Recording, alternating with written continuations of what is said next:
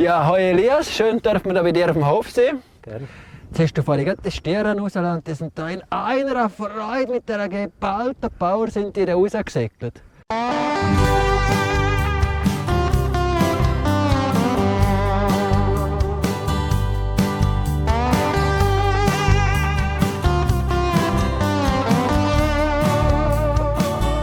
Was ist da besonders innovativ für die heutige Zeit? Oder was ist für dich eine Innovation?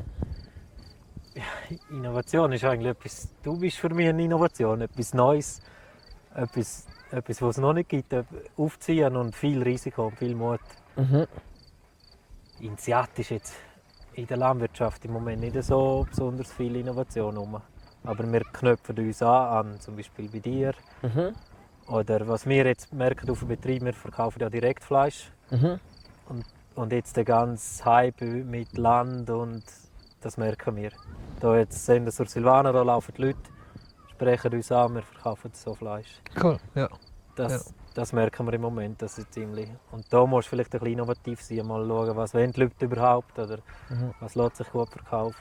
Was bedeutet dir persönlich so ein Stier? Aber es ist ja nicht so selbstverständlich, dass man Stier hat. Was bedeutet dir das und was machst du mit denen?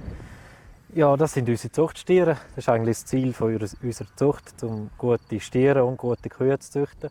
Mhm. Und das ist natürlich schon ein bisschen stolz, wenn man einen schönen Stier züchtet Mhm. und den nach einem Jahr oder 1,5 Jahren auf den Markt bringen kann und gut verkaufen.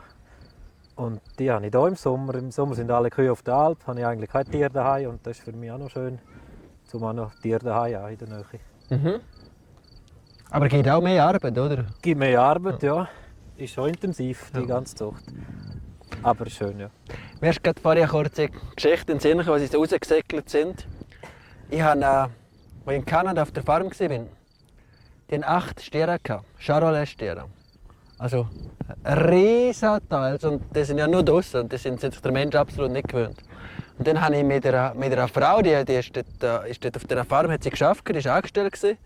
Haben wir mit 2 Röstern, haben wir die 8 Zuchtstiere müssen 1 Pasture weiter zügeln. Also 1 Kilometer weiter zügeln, oder? Und dann einmal so 8 Stiere zügeln. Erstens sind sie etwa das Dreifache gewogen wie unsere Rösser.